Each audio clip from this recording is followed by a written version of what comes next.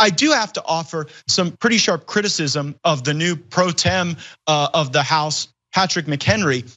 We met tonight and he sent us home until Tuesday of next week, Eric.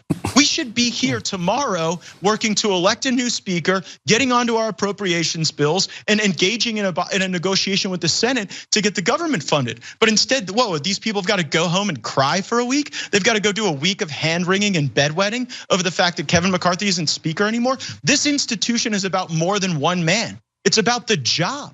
How about we pass a budget?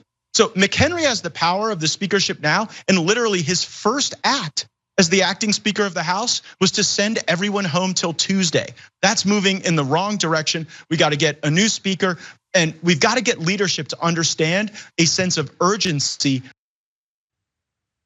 Once you're wielding some power, it's all over the place. Now, again, I'm sure there's many people that don't want them taking a week off. For whatever reason that they're doing it, I'm not sure the logistics of what they then do for that week, or if it actually helps with getting something done after they get back, I don't know. So I can't make a determinative factor of what's it that they're doing and is it helpful or not at all. But hours after, it's, look at this new guy. Who's this Patrick McHenry guy? Somebody needs to do something about him. If only there was someone who could bring up, one person who could bring up a motion to go ahead and vacate the speakership yet again. And there's folks that are vying for positions already, Brett. I don't want to get too deep in it because this is developing today, but we got one Jim Jordan, we got another Steve Scalise, and we got tons of other folks that are lining up ready to get into place. And Jim Jordan, just as of yesterday, as of Tuesday, said, no, not interested. And as of Wednesday, I saw an article that said, Jim Jordan becomes the first to announce his run for speaker. Oh, really? Yeah, he sure did. As of this morning, he said he's going to run to be the next speaker. Oh, wow.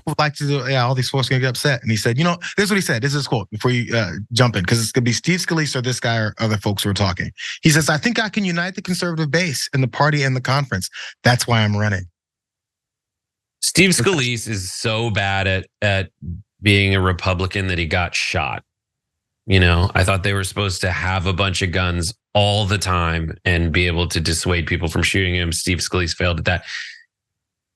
Jim Jordan, I guess, Dennis Hastert was the Republican, led the Republicans, and he was involved in sex scandals. So I guess Jim Jordan, that does have some kind of precedent.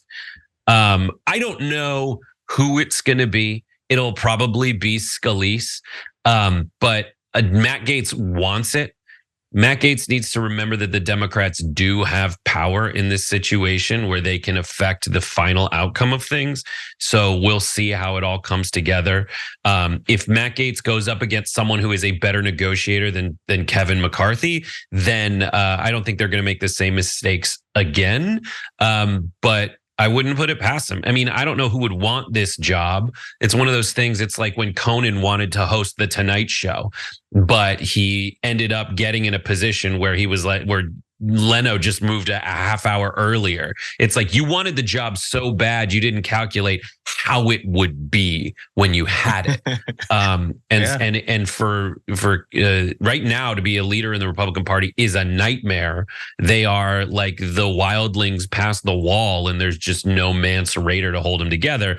My big hope is that our dear friend Donald Trump does get he will get an official nomination from Matt Gaetz. And we'll see if they vote for him. That would be absolutely hilarious. That was mentioned, and I tried to act like I didn't see it, just so I didn't have to think about it anymore. Matt Gaetz did that last go around. He nominated Trump, and Trump was like, nah.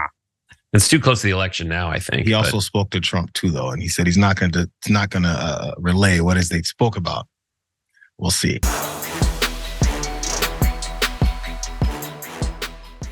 Check out the Damage Report podcast each day, wherever you get your podcasts, whether Pocket Casts or Stitcher or iTunes. You can join me as I give you the news and stories you want, with a range of co-hosts and interview guests jumping in on the fun each day. Again, that's the Damage Report, wherever you get your podcasts. And if you get them at iTunes, don't forget to rate and review. Sometimes I'll read them live on the show.